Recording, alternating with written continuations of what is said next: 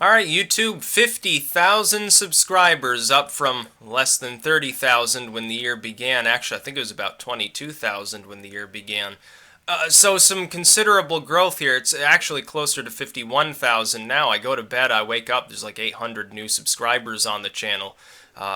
At this point, I don't even know quite where everybody's coming from. I'm assuming a lot of it's politics-based, some of it based in the occult and some of the other current events that I've covered.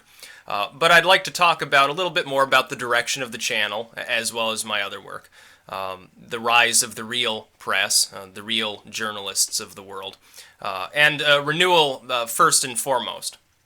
And this is important. I've had several people talk about, well, I hope you don't take ads out because you say you use ad blocking software.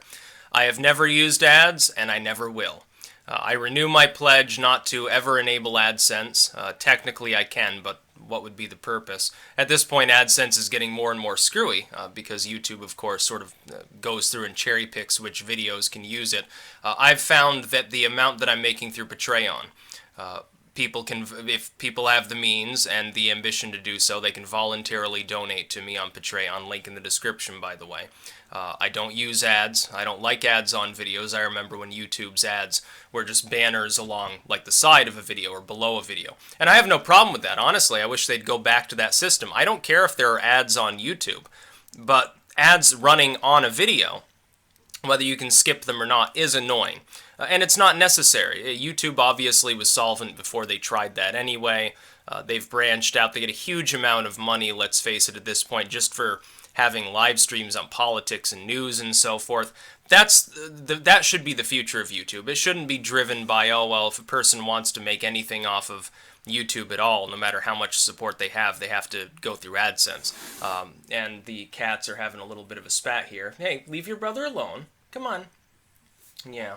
You want to be in the 50,000 subscriber video and leave your brother alone? Here, you can see the kitty. Yeah.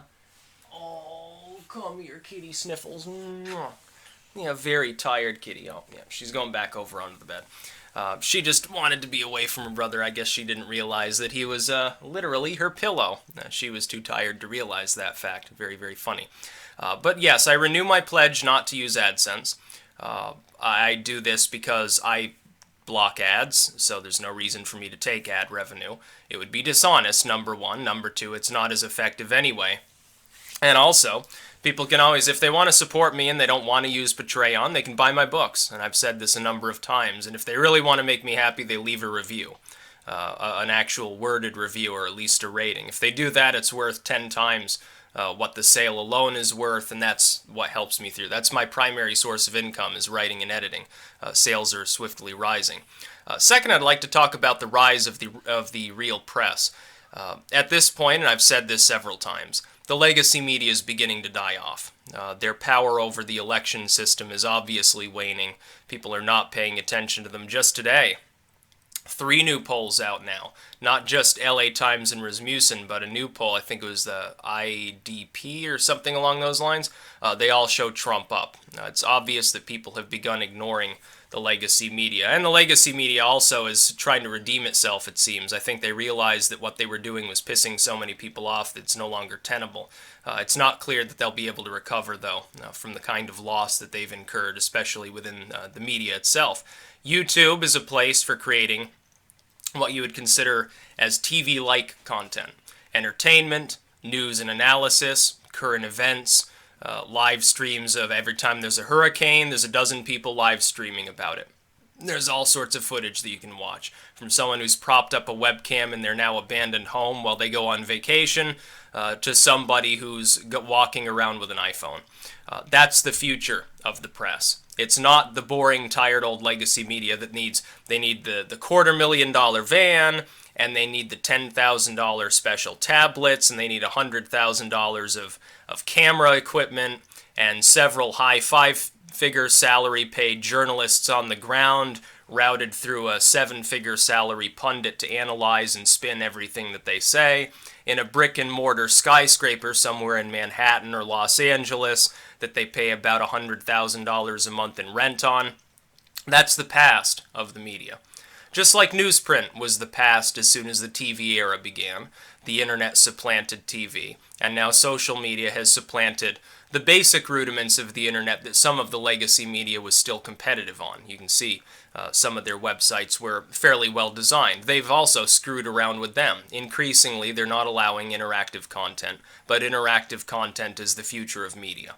It's the future of the press. It's the dissemination of information in ways that captivate the audience more effectively than TV ever could, more effectively than non-interactive content on the internet. You'd think of CNN's site overhaul or Fox News or any of these other sites. Oftentimes they get bitter about what people are saying about their own bias, and so they shut comments down or they heavily censor them.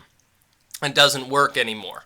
It's not fooling anybody. The younger generation doesn't stand for that crap because they don't need it.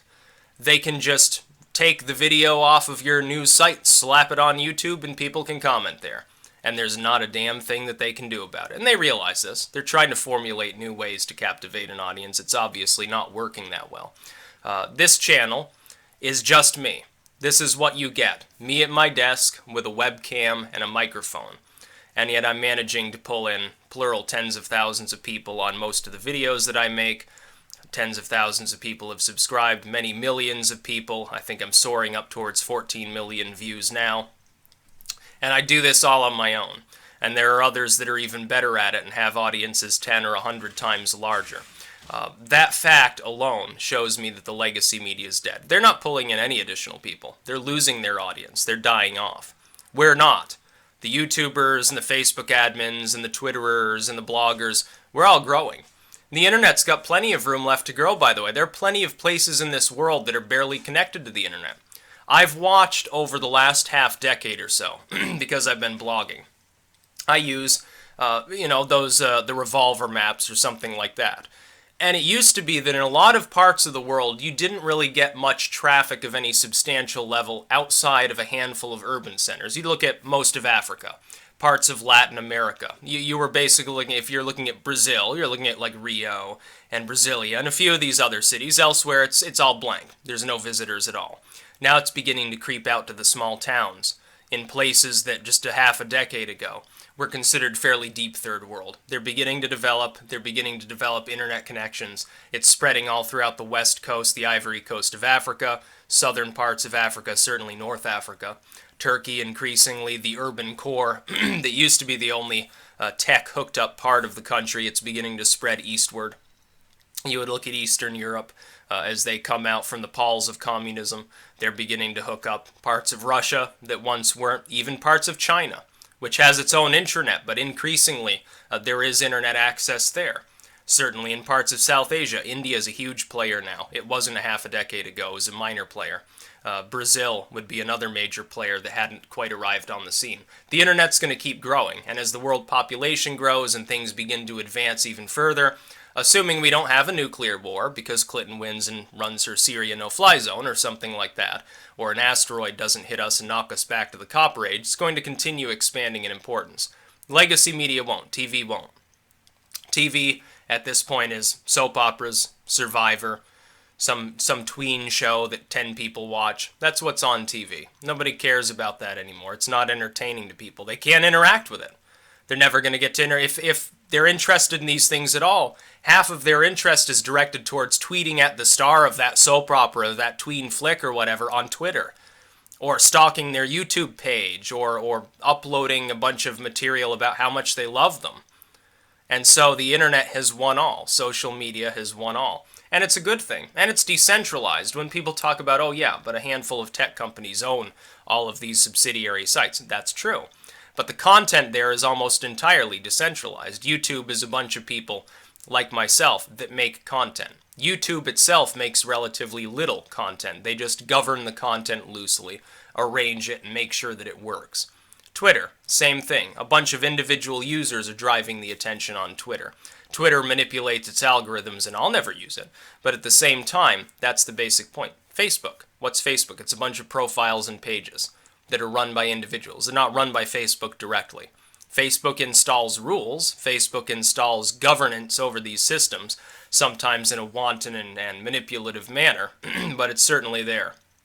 And certainly, if they step over too far into the realm of censorship, somebody else will arrive and make a similar site that's less censored, and that one will shoot upwards.